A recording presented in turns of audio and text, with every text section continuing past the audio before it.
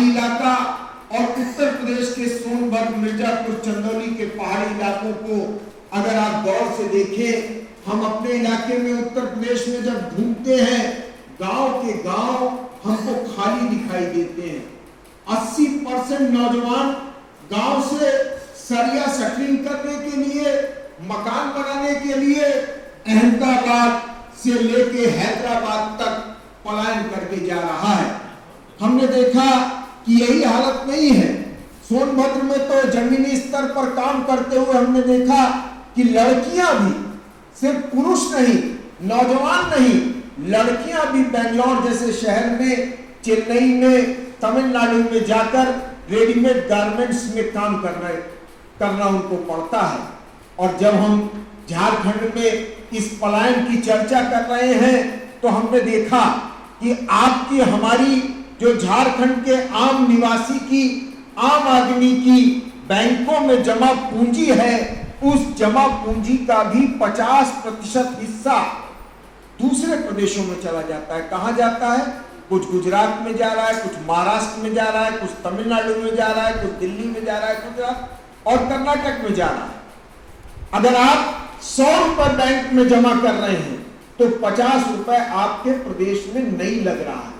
एक सवाल हमने उठाया कि अगर इस पैसे को यहाँ के नौजवानों के रोजगार के लिए, यहाँ के महिलाओं के रोजगार के लिए खर्च कर दिया जाए तो यह बात निश्चित है कि झारखंड से पलायन रुक जाएगा, लोग बाहर जाने के लिए मजबूर नहीं हो।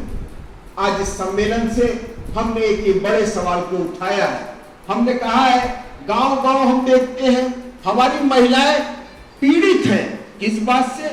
एक नई सूदखोरी चल रही है। माइक्रो फाइनेंस कंपनियों के नाम पर जगह जगह गांव में महिलाओं को कर्ज दे दिया जा रहा है। क्योंकि गरीबी है, जरूरत है, तो 50,000, 20,000, 1 लाख रुपए हमारी महिलाएं उनसे उठा ले रही हैं। और वो क्या कर रहे हैं? बैंकों से, आपको जान के आश्चर्य होगा, जो पैसा आपको मिला है वो पैसा उस कंपनी ने किसी बैंक से उठाया है। उस बैंक को वो 11%, 12% ब्याज पे वापस लौटा रही है और आपसे 25 से लेकर 30% तक ब्याज की वसूली की जाए। अगर सरकार इन महिलाओं को गांव-गांव, हम देखते हैं मोदी जी कहते हैं कि हमने भारतवर्ष में 1 करोड़ लखपति दीदी बना दिया। गांव-गांव हम घूमने लगे, हमने लोगों से पूछा कि भाई ये लखपति दीदी गांव में कहीं दिखाई दे रही है? कहीं भी गांव में लखपति दीदी नहीं दिखेगी। गांव में महिलाओं को जो स्वयं सहायता समूह के माध्यम से भी लोन दिया जा रहा है वो 10 से 15,000 रुपए के आसपास है।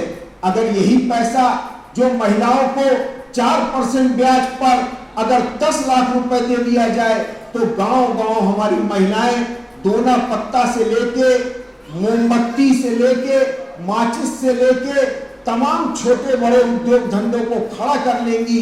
और गांव में अगर महिला हमारी सशक्त होगी तो परिवार मजबूत होगा, और परिवार मजबूत होगा तो झारखंड के भी विकास का रास्ता खुलेगा। यह बात हम उठाने आए हैं। हमने कहा कि भाई एक कानून बना, जिस कानून का नाम है बर्ड्स एक्ट, 2019 में वो कानून बना और उस कानून के तहत ये कहा गया कि जितनी भी माइक्रो फाइनेंस कंपनियां हैं यह सब जिलों में अपना रजिस्ट्रेशन कराएंगी, जिला अधिकारी के यहाँ बताएंगी और अपने ब्याज दर को अखबार में छपवाएंगी। लेकिन आज तक ये कानून देश के अंदर लागू नहीं हुआ, झारखंड में लागू नहीं हुआ। यहाँ आप लड़ रहे हैं नॉन बैंकिंग कंपनियों से, भाग गई सारी कंपनियां आपसे 100-100 रुपए, 50-50 रुपए, 20-20 रुपए प्रतिदिन के हिसाब से जमा करके आपकी लाखों करोड़ों की पूंजी लेके भाग गई। आप थाने जाते हैं, आप अदालत जाते हैं, लोग कहते हैं जो पुलिस के अधिकारी हैं कि हम आपके लिए कुछ नहीं कर सकते, आपने हमसे पूछ के तो कर्जा नहीं लिया था। इन ये जो नॉन बैंकिंग कंपनियां हैं इनके लिए कानून बना हुआ है, क्यों नहीं भारत की सरकार उसको झारखंड में, उसको इस देश के अंदर लागू करती। यह तीसरी बड़ी मांग आपने उठाई है। और जैसा कि राष्ट्रीय स्तर पे हम उठा रहे हैं कि 1 करोड़ सरकारी विभागों में खाली पद हैं, उनको भरा जाए, और झारखंड में भी लाखों पद खाली हैं, उनको भरने की बात आज हमने उठाई है। दोस्तों, कल का अखबार, आप लोग व्हाट्सएप से जुड़े हुए हैं, मोबाइल से जुड़े हुए हैं, आपने देखा कि इस देश के एक भाग में लद्दाख आता है, जम्मू कश्मीर का वो हिस्सा था, उसको काट के अलग राज्य, अलग क्षेत्र बना दिया गया, केंद्र शासित प्रदेश बना दिया गया।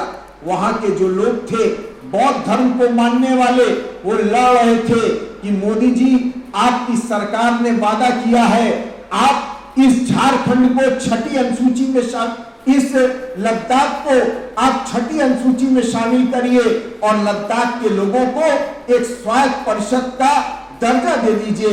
एक वहां का नेता अनशन कर रहा था पिछले 15 दिनों से, 4 साल से उसने कई बार अनशन किए, और वो ऐसा वैसा व्यक्ति नहीं है, एक ऐसा आदमी है जिसने विदेश तक भारत के नाम को रोशन किया है, जो एक बड़ा वैज्ञानिक, एक बड़ा कार्यकर्ता पर्यावरण का था।